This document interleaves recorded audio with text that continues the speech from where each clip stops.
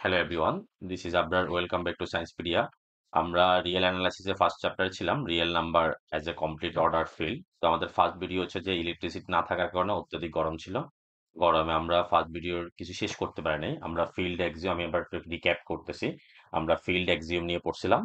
তো ফিল্ড এক্সিওম হচ্ছে যে দুইটা বাইনারি অপারেশন, একটা হচ্ছে এডিশন এক্সিওম আর একটা হচ্ছে যে মাল্টিপ্লিকেশন এক্সিওম। তো যারা এই টোটাল এবং মাল্টিপ্লিকেশনের পাঁচটা এবং এডিশনের পাঁচটা এবং তার সাথে ডিস্ট্রিবিউশন ল, এই 11টা ফর্মুলা যারা স্যাটিসফাই করবে তাদেরকে বলা হবে ফিল্ড, মানে ফিল্ড কন্ডিশন ফর ফিল্ড, মানে এটা ফিল্ড হবে আর কি, যদি 11টা ল যদি সে স্যাটিসফাই করে। এখন কারা কারা এরকম এটা স্যাটিসফাই করে না। তো সাধারণত স্যাটিসফাই করে কে কে? স্যাটিসফাই করা হচ্ছে যে সাধারণত এই জিনিসটা আমি শেষ করতে পারি নাই। স্যাটিসফাই করে Q, the set of rational number and the real number. এই দুইটা হচ্ছে যে ফিল্ড হবে, ফিল্ডের 11টা এক্সিওম স্যাটিসফাই করে। এখন কে কে করে না? ন্যাচারাল নাম্বার কিন্তু এটা স্যাটিসফাই করে না। কেন? কারণ ন্যাচারাল নাম্বার হচ্ছে যে পজিটিভ ইন্টিজার, 1 2 3 কাউন্টিং নাম্বার।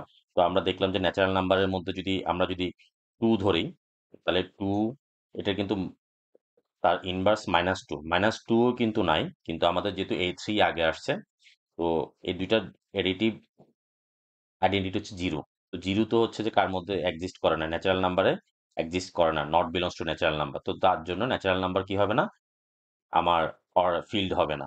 এরপরে আমরা যদি আরেকটা দেখতে চাই, সেটা হচ্ছে যে দ্য নাম্বার, ইন্টিজার নাম্বারের সেট জেড। তো জেড হচ্ছে কি, জেড এর মধ্যে কিন্তু জিরো আছে, কোনো সমস্যা নাই।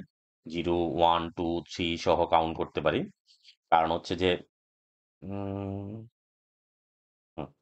জিরো, আচ্ছা জিরো নাই, পজিটিভ ইন্টিজার, জিরো সহ কাউন্ট করতে পারি, সরি।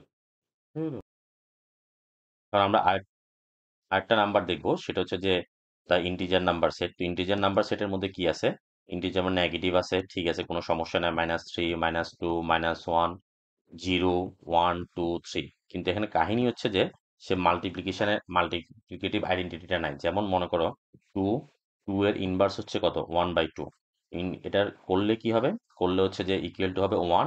ওয়ান বিলংস টু, ঠিক আছে, ওয়ান বিলংস টু জেড আছে, কিন্তু এটার যে মাল্টিপ্লিকেটিভ ইনভার্স 1/2, মাল্টিপ্লিকেটিভ ইনভার্স কিন্তু আবার কার মধ্যে বিলং করে না, জেডের মধ্যে বিলং করে না। তো যার জন্য the number of integer, set of integer is not a field. তাহলে কে কে ফিল্ড হবে না? ন্যাচারাল নাম্বারটাও এটা ফিল্ড হবে না, এবং সেট অফ ইন্টিজার জেডও এটা ফিল্ড হবে না। এটা আমরা বুঝলাম। এরপরে আমাদের আজকে নতুন যে টপিকসটা পড়বো, সেটা হচ্ছে যে অর্ডার এক্সিওম।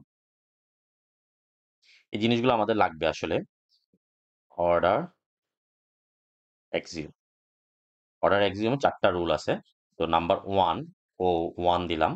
ও ওয়ান হচ্ছে যে if A B belongs to real number, দুইটা নাম্বার যদি রিয়েল নাম্বারের মধ্যে থাকে তাদের মধ্যে তিনটা ঘটনাই ঘটবে।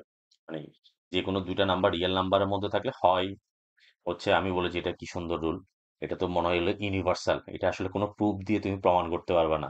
দুইটা নাম্বার টু অথবা থ্রি নিলা, হয় তাদের মধ্যে সম্পর্কটা হবে, হয় সে বড়, একটা বড় হবে, এ বড় হবে বি এর থেকে, অথবা এ ইকুয়াল টু বি হবে, অথবা এ লেস দেন বি হবে। এই তিনটাই ঘটনা ঘটবে। মানে তুমি যদি রিয়েল নাম্বার থেকে যে কোনো দুইটা নাম্বার নাও, সেই দুইটা নাম্বার, সেই দুইটা নাম্বারের মধ্যে তিনটা রিলেশন হবে, হয় এ গ্রেটার দেন বি, অথবা এ ইকুয়াল টু বি, অথবা এ লেস দেন বি। এটাকে বলা হয় ট্রাইকোমেট্রি, ট্রাইকোটমি ল। এরপরে অর্ডার টু, অর্ডার টু হচ্ছে for all A B C belongs to real number, তাহলে A greater than B which and B greater than C, that means A greater than C. যেটা আমরা সবসময় সচরাচর use করি যে একটা এ যদি বি এর থেকে বড় হয় এবং বি যদি সি এর থেকেও বড় হয়, তার মানে ultimately A is greater than C. এটা হচ্ছে ট্রানজিটিভিটি ল। এরপরে অর্ডার থ্রি,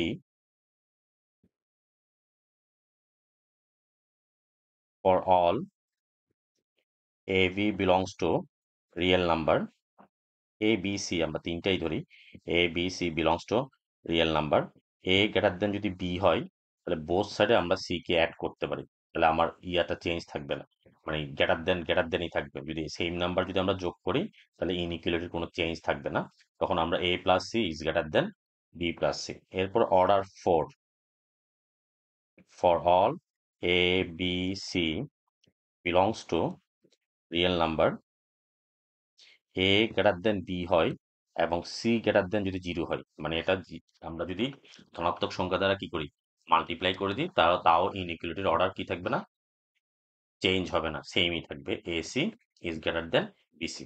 এই 4টা ল যদি স্যাটিসফাই করে, তখন এই ফিল্ডটাকে বলা হবে, মানে ফিল্ডের 11টা অ্যাক্সিওম এবং অর্ডারের এই 4টা যদি স্যাটিসফাই করে, তখন ওই ফিল্ডটাকে বলা হবে অর্ডার্ড ফিল্ড। তাহলে টোটাল কয়টা? Total 15 condition. ফিল্ডের আছে 11টা কন্ডিশন, আর আমার অর্ডারে হচ্ছে যে 4টা কন্ডিশন। এই টোটাল 11টা কন্ডিশন যে ফিল্ডটা স্যাটিসফাই করবে, সেটা হচ্ছে অর্ডার ফিল্ড বলা হবে। তো সবগুলো যে আবার অর্ডার ফিল্ড হবে ব্যাপারটা তা না, কিছু আছে শুধু ফিল্ড হবে। আর অর্ডার ফিল্ড হইতে হলে তার অবশ্যই ফিল্ড হইতে হবে, ফিল্ড হওয়ার পরে গিয়ে সে অর্ডার ফিল্ড হইতে পারে। Order field is always field, but every field is not order field, ব্যাপারটা এরকম আর কি। এরপরে আমরা মেইন যে ইয়েটা পড়বো, কমপ্লিটনেস অ্যাক্সিওম। এটা পড়ার আগে আমাদেরকে আসলে বাউন্ডনেস পড়তে হবে।